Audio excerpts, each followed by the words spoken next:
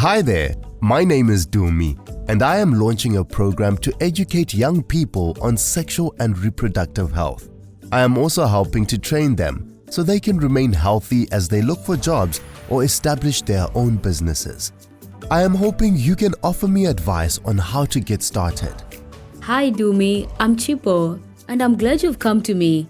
Under the Safeguard Young People program, UNFPA, together with ILO and the World Bank, developed a technical brief to help organizations like yours design and implement comprehensive youth programs in an effective manner. So have a seat and let me show you how we do this. First, let me give you some context. In East and Southern Africa, people between the ages of 10 and 24 make up more than 1/3 of the population. That's almost 200 million young people. But they don't have enough economic opportunities.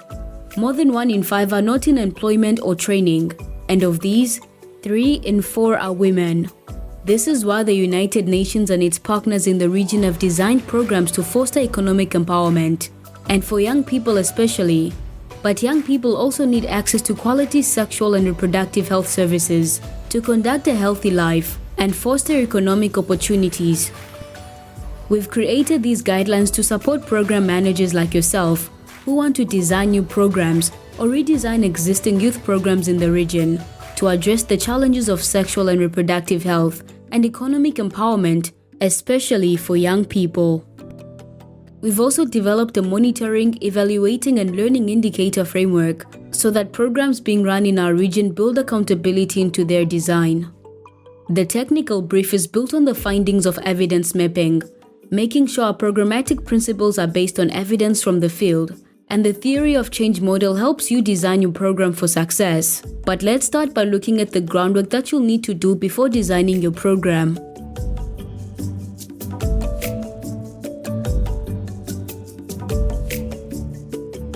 So, where do we begin?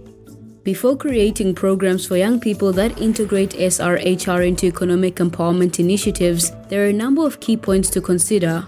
First, it's important to understand who the program is for. You should profile the group of young people you aim to work with, as well as their needs.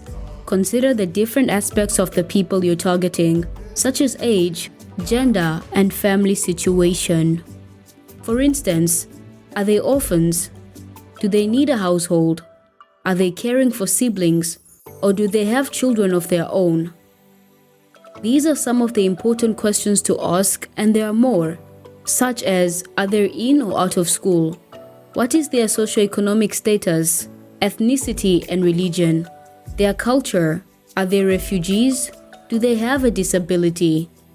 The characteristics of the young people you aim to target will influence the content of your program on SRHR and economic empowerment. This may seem like a lot of questions you need to ask, but it's important to invest the time and resources needed to find the answers first. Understanding the needs of the youth population you plan to work with is a key step for the success of the program. As part of your research, you'll need to have discussions with your target group. This is because it is important that you design your intervention together with the people you're trying to help, and not just for them. When consulting youth leaders, we recommend following the meaningful adolescence and youth engagement principles.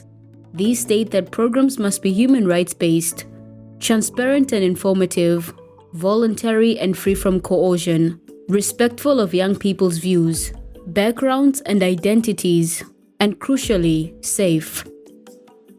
These principles place young people at the heart of the program to ensure it meets their needs and supports their rights.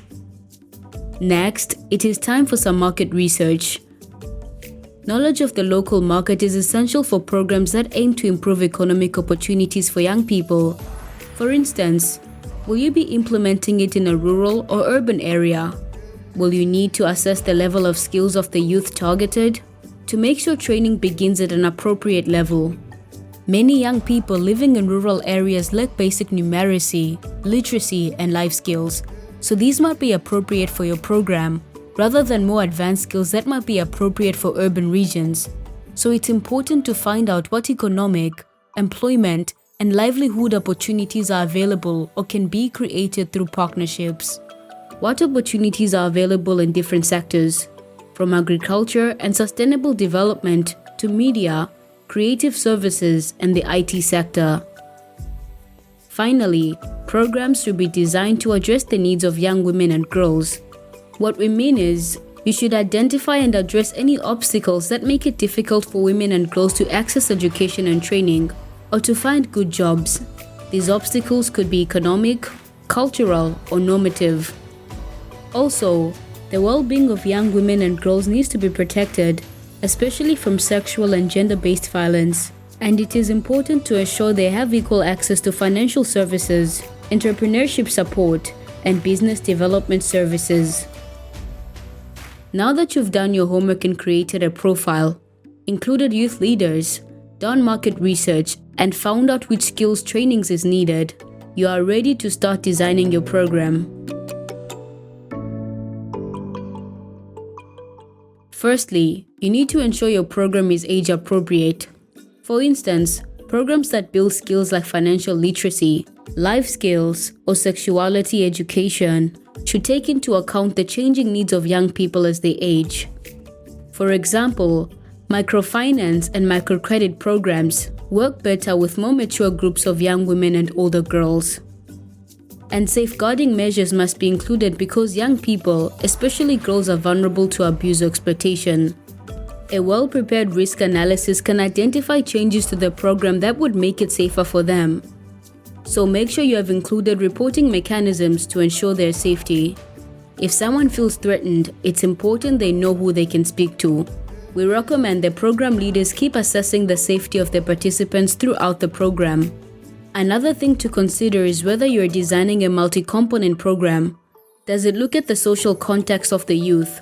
For instance, we know that programs with social and financial components perform better for girls than single-component programs. Social education may include life skills, interpersonal networking, peer relations, communication, and personal development. For example, combining sexual and reproductive health, life skills training, and social support with strategies to promote access to financial education, financial services, and employment is a great way to help girls and young women develop important skills. Also consider the trade-offs in social and economic outcomes. You may face a choice between a program model that delivers great impact in a specific area, say economic empowerment over sexual health services.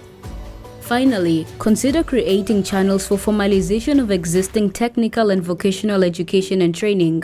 This can benefit a much wider community by bringing together national and local authorities. That is a lot of research that needs to be done. It is, but it will help you design a program that delivers the right outcomes.